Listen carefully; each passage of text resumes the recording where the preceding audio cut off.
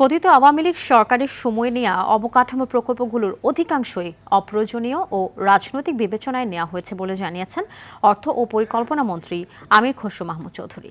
বলেন, অযাচিত প্রকল্পের অনিয়ম ও যৌক্তিকতা খতিয়ে দেখতে কমিটি করা হয়েছে। সচিবালয়ে প্রথম একনেক সভা শেষে কথা বলেন। বৈঠকে 483 কোটি 43 লাখ টাকার 5টি প্রকল্প অনুমোদন দেওয়া হয়। বিস্তারিত থাকছে বিলাল হোসেনের রিপোর্টে।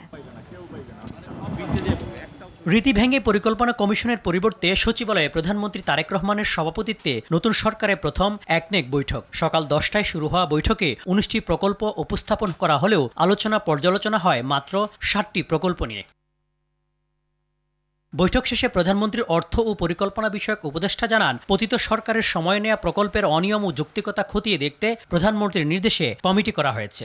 করের অর্থ জনসেবায় যাতে ব্যয় হয় সেই জন্যে একটা কমিটি করা হয়েছে।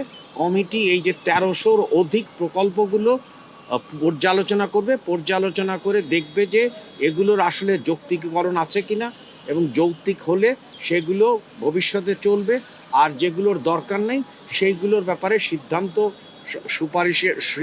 গ্রহণের জন্য সুপারিশ করবে। পরিকল্পনা মন্ত্রী বলেন, পতিত আওয়ামী লীগ সরকারের আমলে অনেক প্রকল্প ছিল অপ্রয়োজনীয় ও রাজনৈতিক বিবেচনায়। অনেকগুলো অপ্রয়োজনীয় প্রকল্প দেওয়া হয়েছে, অপ্রয়োজনীয় ব্যয় হয়েছে জনগণের ট্যাক্সের টাকায়। তো এই কারণেই তো ডিলেটা হচ্ছে। আমি তো বললাম 19টা প্রকল্পের মধ্যে মাত্র আমরা 7টা করতে পেরেছি। অসঙ্গতি মানে এখানে এগুলো বারবার এগুলো ডেফার করা হয়েছে, মূল্য বৃদ্ধি করা হয়েছে। যত দ্রুত সম্ভব পুরনো প্রকল্প শেষ করে বর্তমান সরকারের নির্বাচনী ইশতেহার অনুযায়ী নতুন প্রকল্প হাতে নেওয়ার কথা বলেন আমির খসরু মাহমুদ চৌধুরী। দলের যে ম্যানিফেস্টো ওগুলোকে ধারণ করে যত তাড়াতাড়ি সম্ভব নতুন প্রকল্পের মাধ্যমে আমরা যাতে জনগণের কাজে দেওয়া প্রতিশ্রুতি পূরণ করতে পারি। আলোচনায় থাকলেও শেষ পর্যন্ত বিএনপি সরকারের প্রথম একনেক সভায় তোলা হয়নি আলোচিত পদ্মা ব্যারেজ প্রকল্প এবং সচিবালয়ে 21 তলা ভবন নির্মাণ প্রকল্প। বিলাল হোসেন, RTV, ঢাকা।